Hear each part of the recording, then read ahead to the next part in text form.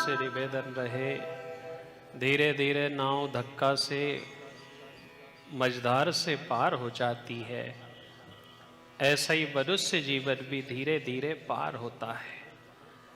इसके बाद सौप्तिक पर्वत से श्रीमद् भागवत की कथा का शुभारंभ किया।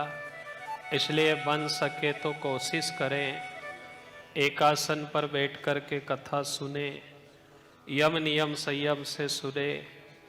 हमारे द्वारा जो कथा सुना रही है, हमारे शरीर से पितृलोक भी हमारी कथा सुने। इस युग के भीतर देश काल परिस्थिति के अनुसार वह सब तो सद नहीं सकता,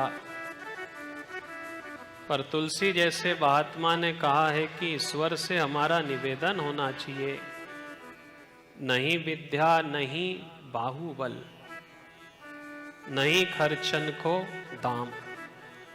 ईश्वर हमारे पास ना तो विद्या है, ना बाहुबल है, ना इतना धन है, ना हम परीक्षित जैसे राजा हैं, ना सुखदेव जैसी कथा है। जो भी है उसे आप प्रेम से ग्रहण करो। परमात्मा दयालु है, हमारी बात सुनता है। इसलिए वक्ता एक समय के लिए होता है, पर वक्त हर व्यक्ति के लिए होता है। वक्ता की भी जहां तक पहुंच नहीं जाती, वहां वक्त समय जीवात्मा को सुधारता है। इसलिए हम वक्त से समय से डर कर के चलें। इस युग के भीतर जिस कान से हम भगवान की कथा सुन रहे, किसी की बुराई नहीं सुने, जिस मुख से हम भगवान की कथा का नाम जप रहे हैं, उससे हम गलत शब्द ना बोलें। उस नेम संयम से तो हम नहीं सुन सकते, क्योंकि देश बदल गया, काल बदल गया, परिस्थिति बदल गई। इसलिए हम जो बन सके उस नियम से सुने। इसके बाद सौप्तिक पर्वत से ये कथा का शुभारंभ हुआ। द्रौपदी के 5 पुत्रों को अश्वत्थामा के द्वारा मार दिया गया, जिनके साथ स्वयं द्वारिकाधीश थे,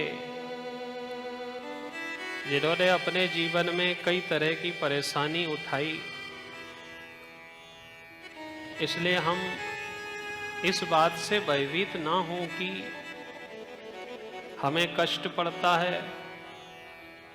द्वारिकाधीश पूरे समय साथ में रहे, पर उन्होंने भी एक ही बात कही कि प्रभु, तुम हमारे पापों को काटो मत, इनको छोटा कर दो। यदि खत्म कर दिया, आज नहीं भोगा तो कल भोगना पड़ेगा। कर्जा का नेम होता है कि आज की पीढ़ी नहीं दे सके तो अगली पीढ़ी देती है, पर कर्जा तो देना पड़ता है। जो शरीर से पाप हुए हैं, ये तो भोगना है, इस जन्म में नहीं तो अगले जन्म में। गौपद सिंधु अनल सुखदाई, परमात्मा मेरे द्वारा कभी जाने अनजाने अनैतिक कर्म हुए हों तो उन्हें आप क्षमा करना, छोटे कर देना, गाऊ के खुर के समान कर देना, ताकि मैं सरलता से उस पार जा सकूं। गौपद सिंधु अनल सुखदाई, इनका इलाज भी शीघ्र होना चाहिए। सांप का और पाप का इलाज करने में देर भी नहीं करनी चाहिए। यदि सांप काट खाए तो तुरंत इलाज, पाप हो जाए तो तुरंत भगवान के द्वार पे जाएं। पापो हम पाप कर्मा हम, पापात्मा पाप संभव। फिर निवेदन करें कि भगवान, पापात्मा में जन्म लेकर के आए हैं तो स्वभावतः जाने अनजाने गलती तो होती है, पर हमने ऐसा सुना है कि समदर्शी है नाम तिहारो, चाहे तो पार करो, पर प्रभु जी मेरे अवगुण चित्त ना धरो। देखो परमात्मा बड़े दयालु हैं साहब।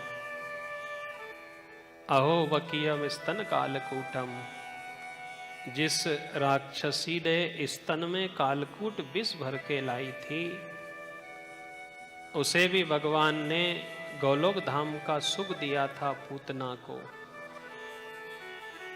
ऐसे दयालु ब्रजेंद्र नंदन श्री कृष्ण चंद्र की शरण में हम रहें। आज के जमाने में जगह जगह लिखा होता है कि आप कैमरे की नजर में हो, पर ब्रज में लिखा था कि आप सब श्री कृष्ण की नजर में हो। वहां श्री कृष्ण की नजर से कोई नहीं बचा था।